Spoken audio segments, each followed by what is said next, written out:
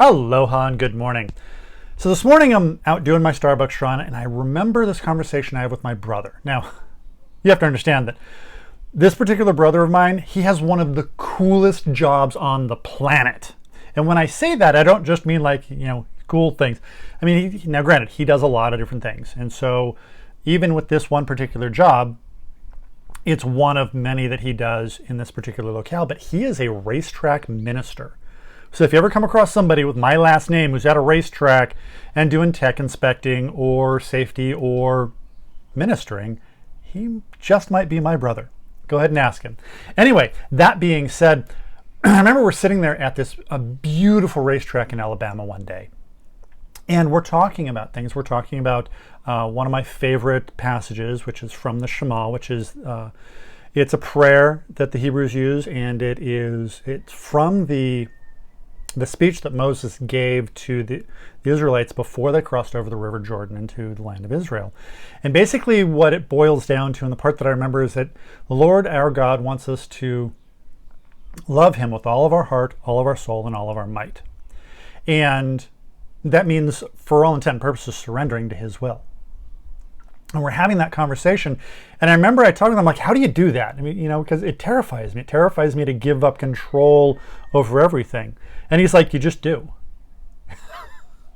And I'm like, how do you do that? And he's like, you just do. And it was like so clear and matter-of-factly that it was like it was an all or nothing type of thing. Now, I am by no means perfect at this, and this is something I struggle with every day, but every day I work a little bit better to be more and more. But I remember being terrified at the thought of, you just do. But one of the things that I have to remember is that some of the greatest gifts that I've ever received, some of the greatest experiences I've ever received, have been when I've followed his path, when I've followed what he instructed me to do.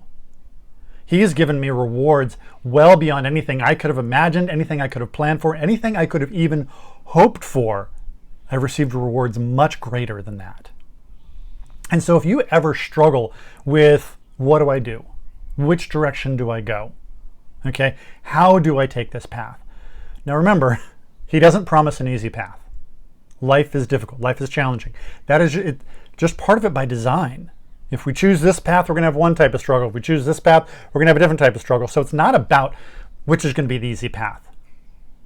But what I have found, and I hope this is a reminder for you, is that every time I have followed his path, the one that he has put in front of me, I have found that the rewards he delivers rewards well beyond anything I could have even imagined. So that being said, and I could go on for days about some of the rewards that I've received and how they have, they've satisfied me on not just one level, which is where most of my rewards, when I plan for, they satisfy on one or two different levels. When I follow his path, they satisfy me on multiple levels. And so that's it. If you ever have questions, concerns about which path to follow, you know which path I would recommend. You know which path he would recommend. With that being said, I hope you're having an amazing day. Mahalo.